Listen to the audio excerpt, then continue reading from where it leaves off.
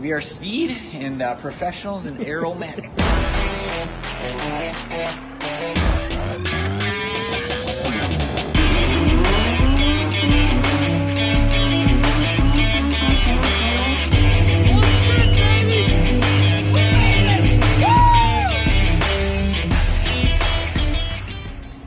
What's up, everybody? It's been a while since I posted. Wanted to give you guys a great update as to where we're at currently right now on the build for the FC Coupe RX-7. We've made a lot of progress on the back end of the car. We'll go over some of the changes that I've done there, as well as I know that a big part to this car's build is going to be the rear end, as well as the weight of the car, being able to make it go fast, consistent, as well as I still want to have the creature comfort. So not only in the rear end are we going to go over that today, I'm also going to be taking apart the dash and kind of going over what that looks like. I got to grab a couple parts for the car out of the storage trailer that I have in for like the doors, be able to kind of see what I have for electronics that I'm still going to be keeping for like the window switches, and then other parts for the inside of the door as to any weight savings that I could get. But I'd still like to have the OEM, door skins or door cards, all that kind of good stuff, just to kind of make it more of a RX-7 feel on the interior side. So let's get to it. Basically, really all that I've been able to do so far on the rear is kind of just shave down all the mounting tabs on the inside, kind of just clearance off, clean up everything to where we're going to mount our torque boxes for the 8.8, as well as our shock mounts up here. But on the bottom, we do have our links in on both sides, and I'll show you guys kind of my envision as to how I'm going to mount the lower control arms, and we'll check that out now. So these lower link mounts, as you can see here, I'm kind of still using, well, I am using, I shouldn't say kind of, the original mount location for the front of the FC subframe for the rear. So this stud here is a big bolt that goes through the actual frame itself. And I'm using that to hold this in place. And then with that, I basically just kind of made my own 1 5/8" bar that came across, and I got these are actually ladder bar mounts, but I did like the fact that I have 5 hole locations for spacing with an 1 5/8" bolt, and these are nice thick 1/4 inch. And then, I mean, I just beefed the heck out of them to make them so that these shouldn't move at all. And I'd actually like to also make a hole through here. And then on the inside roll cage frame, I'm gonna make a bar that basically goes through here so that any type of like pushing on the rear end isn't gonna be able to bend this. Now granted, I mean, this welded to the lower frame rail here for the tunnel. And then just a plate in the back here, kind of just the 90-degree plate that comes down, should stop this from moving, as well as I'd like to fully weld or half weld around this plate here with this nut tightened up. I don't think that this should move, but the most reinforcement that I can do now, I feel like is going to be the better option, because really not going to be able to get to the back side of this once the car has the full interior and the roll cage and everything in. I feel like now is the time to do it. So with that, basically just did both sides the same. This is just kind of sitting here. It's got to be like pushed up a little bit, which is fine. But everything really turned out nice. I like how this setup turned out for a lower link mounts. So with that, looks great. Everything turned out exactly the way that, I feel like it has to be. And then obviously with our frame rails, I grinded these down as much as possible for the bottom frame rails on the car. Kind of make that as nice as possible for us to be able to weld and fab in this 8.8. So, and with our 8.8, this is basically what it's going to look like, kind of fully assembled. Everything's just kind of tacked on in place right now, so it's just kind of tacked out. This is basically my fake shock, just basically to mount this in the back of the car. But we have our shock mount. This is our lower link, and you can see here, these are 1/2 inch, but there's so much more adjustability. So for our front lower control arm has 5 holes for, you know, major adjustment. And then this is kind of our micro adjustment for being able to make sure that we get our instant center as much bar angle as possible. And then with that, we also have this will be welded to the case. So it comes with a couple of extra tabs with this kit to be able to mount this support bar to the actual rear of the 8.8. But yeah, everything really turned out nice. Our upper torque boxes, our bushings are in there. So we have nice, you know, spherical bushing. And then we have these support braces that connect to the actual front of the housing. And then those just kind of give us extra rigidity to be able to make sure that we're not going to twist this housing or bend the axle tubes. And then we have our shock mount, which don't know exactly where that's going to go. And then I'm making out of this 1 5/8" tube our torque box. So I'll kind of show you what the torque box for the upper to be able to triangulate this rear end, what that looks like. So this is the upper torque box from RaceCraft. Now, because on this unit, this is actually for a factory OEM Fox Body Mustang for the upper torque box. Well, it's not the exact same measurement that's in my car. So what I'm doing is I just requested these to be sent to me as blanks. So it's not welded or anything like that. So I just got all the pieces to be able to make this, basically duplicate this, but then make it so that it's inside of the rear frame rails of an FC ARC-7. So these basically are the doublers that come with it. So cleaned all these up, made sure that, you know, I have it at actually a 1/2 inch clearances. But with these, they just kind of go on the tubes, and they're actually somewhat at an angle with these. So these actually ride kind of like this at an angle, and then these guys are the other portion of that, which that's basically the angle that you're at. So if this is at, you know, straight 90 degrees on the bar, so it's basically center lined, that gives you kind of the angle where those torque boxes line up for those uppers to triangulate your rear end.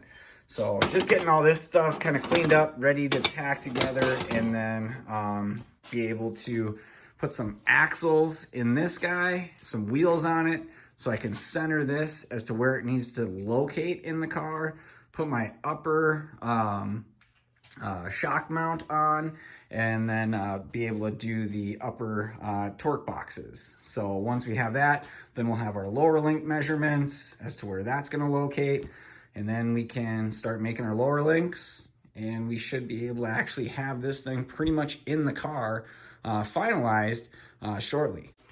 All right, so I just want to take a moment just as to how nice that this interior really is, and also just the condition of the car. I really think you guys are going to enjoy this. Everything really looks awesome in this vehicle, and we're going to get some side panels in here. Also, one thing you're going to realize is to how much more room is in the back here. So not the fact that the floor is cut out, but the speaker towers that were up here basically just went through and just knocked off all of the spot welds and then pulled those off, because this actually can considerably actually add some room for a tire if I want to, and make these kind of like almost like a mini tub. But for now, we'll just cap these off because I'll have plenty of room for a tire in there as is, because obviously not doing a shock in that location, I'll have more room for an actual tire itself. But just for what that looks like in there, I mean, that looks really nice. I absolutely love that. And then the interior, all black carpet. So we're going to keep the all black carpet in here. We'll just end up cleaning it up, make it look a little bit nicer. We'll be able to use our factory OEM shift boot location. So that's pretty sweet. And then, yeah, as we get closer to pulling the dash out, I'll give you guys an update. But I just admired this as I took the cover off, because I had a cover over here just while I was working so I didn't get sparks and everything else inside the actual interior and get it all dirty. But wow, really turned out nice. I absolutely love how this is looking. So sweet.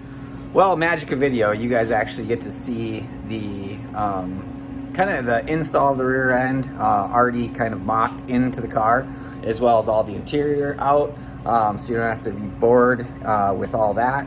Rig and roll, sorry for the heater in the background. It is absolutely freezing outside.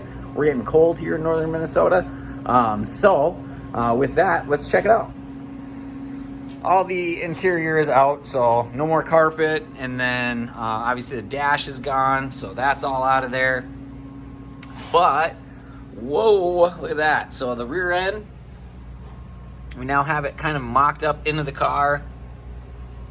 Bottom 4 links are on there, so we have our links for the bottom lowers. The uppers we're just mocking up now. As you can see, I did a shock mount for the back. These are just mock-up shocks, just basically the length of where they could be. Obviously, I have plenty of adjustment there to be able to go up and down. But with having radial tires, these shock mounts for the mock-up are at 14 inches. So from the top bolt all the way to the bottom is where you measure the actual distance. So 14 inches is about where you want to be, because this shock fully extended is going to fully extend 5 inches, so a total of 19. Now if you're running a slick car, you would have the shock fully extended to 19 inches, and then the car would compress down on a slick tire. With a radial, it dead hooks, and it actually basically what we're going to do with the triangulation of the triangulated 4-link, we're going to make it so that our instant center has over 100% of anti-squat. And what that anti-squat does is, instead of the shock compressing, the shock actually raises. So that's kind of where we're going to start with that. But the rear end I basically have centered in the back of the car. So from right to left, everything, I fitted a wheel in there, made sure that all cleared, all looked good. But really happy with how that turned out. Granted, now this is just mock-up purposes, but we're gonna get the torque box roll bar in there, or the torque box bar in there, not a roll bar, but that bar needs to be placed correctly, as well as I made these plates here to kind of box in the frame for where the shock mount goes. But this is also going to be where we're going to have a main hoop that comes around, and with that main hoop that comes around, there's going to be down bars that connect from the corners down to this plate. So that's also kind of a 2-in-1. So a lot of guys do that with their roll cages to kind of, I guess, stiffen everything up for where you're actually positioning your roll cage, because now we have a cross brace that goes, across the that connects the two, as well as I'm going to have another cross brace, actually 2 cross braces in the front for the upper torque boxes off the 8.8. So we will get to that and keep you guys up on this progress, but so far so good. All right, so just to kind of go over what the torque boxes are supposed to look like once we're all done. So this is actually the back side of the torque box. So you actually have your upper control arms that go this direction. And these are kind of how it looks in the assembly. So this is the upper view if we were to be looking down at it. So as you can see here, off the bar, so that they connect and triangulate your Ford 8.8 rear end. And the nice thing is with this, it kind of gives us the measurements. Now, the bar that's supposed to come with this is supposed to fit in the factory frame rails of a Mustang, which is 29 inches. That's what it has for end to end. And these torque boxes are actually located at 28.375 inches from end to end. So it kind of gives us all the dimensions that we need to do to locate it on the actual bar. So once I have the bar placed, I'm going to be able to get to these dimensions at the 35-degree angle, spacing from corner to corner at that 28.375, with that being 1.43 to be able to fit the actual Heim joint in here with the spacers. So in the end, we're going to have these two bars that go between the frame rails, and we're going to look to see what that looks like, because on the Mazda RX-7, the frame rails aren't as wide as this. I'm going to end up having to do another kind of like drop down boxed in subframe to be able to connect this bottom bar for the Mazda RX-7. So that's the only thing that I'm kind of, concerned, I guess not even really concerned, but want to make sure that I get that right. So we will continue on. All right, progress. So we have the upper control arm torque boxes mounted up here. So I have the table basically at 0, so 0.1. In the diagram, it basically wants you to have this at 35 degrees. The nice thing is these plates, they have backing plates. Well, you can kind of see it down in there. But that makes that just perfectly flush level on the back side down there. So that's absolutely flush with the table. That's on both. So you can actually mount this whole thing up on a flat surface, and then what we're going to do is we're just going to put this guy on here, and I'm at 54. So what's 90 minus 54? There you go, 36. So 35 degrees is what we want. So we're like right on the money, and that's basically both sides are pretty fairly close with our numbers there. 54.1, yeah, 54. So I'm about 1 degree off on here, which I feel like, the Heim being able to move and having the rod end on the actual 8.8 as well, there's going to be plenty of movement to eat up that, 0 or 1 degree. But yeah, so the only other thing here is, so these had to be measured out at 28.375, which is basically 28 3/8 from end to end. So on that, we basically want to make sure that from this side, end-to-end measurement, and basically that's just from here to here. Now this part was kind of tricky. I was off like, I don't know, 1/16 of an inch, whatever. It won't really matter in the end anyways. But so anyways, I got this one to about 28 1/4 there. So I'm happy with that. I mean, 3/8, 1/4 inch, we're close. So in the long run, this is basically exact dimensions of a Mustang upper control arm torque box. So that's great. And with that, as you can see, this is supposed to be 29 inches. Well, I cut these long at 39, so I got about 5.5 inches overhang on both sides there. So plenty of overhang to be able to trim to notch it into the frame rail, basically right about in that section on both sides. The only problem that I'm going to have is on a Mustang, where this torque box kind of drops down on the Mustang frame. That's where the actual frame rail drops, and on mine, it's, you can see, doesn't really drop. It's pretty much almost, it's slanted. It doesn't drop at an aggressive angle anywhere. So I'm gonna have to make something, because my frame's only like 3.5 inches wide, and this is about 8 inches. So I gotta make some type of a drop down for this to be able to fit into that subframe. Or the only other option is to basically bar this off, or take this at an angle back up to the frame on the bottom. So that's also an option, basically like cut it here and then just have this one joint straight up into the frame, and then I'd have a joint right there. So that's also an option that I'm thinking might also work, but we're gonna at least get this guy mocked in. I can at least cut this top tube to make it so that it fits within the frame rail itself, and then the bottom I'll leave to length as to what it is now until I figure out what I'm gonna do with it. So let's get this at least in the car. All right, so then this is our first look at the upper torque boxes. That does not look too bad. As you can see, I gotta shave a little bit off on that side. Well, actually this goes this way a little bit there.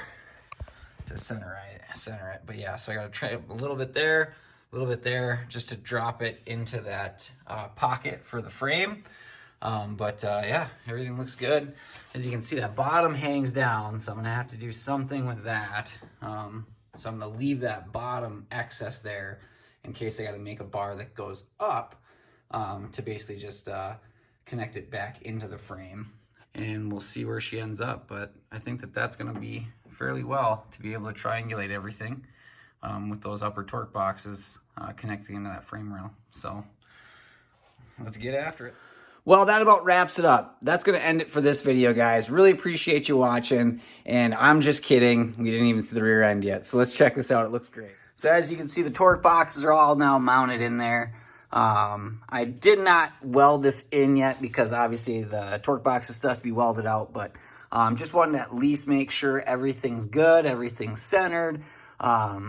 Everything's square on the rear end, right to left, because the torque boxes, the uppers, is what basically controls the motion from the rear end going right to left. So plenty of adjustability there. Lots of room for us to be able to have instant center changes to the upper torque boxes. Really like how they turned out. So super excited. The only thing is obviously those bottom corners, same on the other side. I'll have to figure out how I'm going to mount that to the frame. Either do like a drop down box or do another tube that basically just connects to the bottom of the frame rail. I think that a tube basically connecting to the bottom of the frame rail is probably going to be the easiest route, and then I don't have to worry about tires getting in the way or anything like that by having it on the inside of the frame rail section. So I think that's what we're going to end up doing, or just on the bottom half. Or maybe even run it up to the front ladder bar mount just to add extra rigidity there too. Lots of different ways that we can do that. So not too concerned, but yeah, super excited how that turned out. It's basically right at the front of the nose of the pinion. So it should clear the actual yoke and everything there. And obviously it's close, but not touching, but we are completely bottomed out on our shocks. So that's the other thing too. So plenty of room for us to be able to make changes. Really excited to see how this is going to work for the instant center. I would say right now the bars are about almost, parallel for the uppers, and then the bottoms are just angled up slightly. So with that, if we can get a kind of a visual here, so you can see our uppers right there, and then the lowers right here.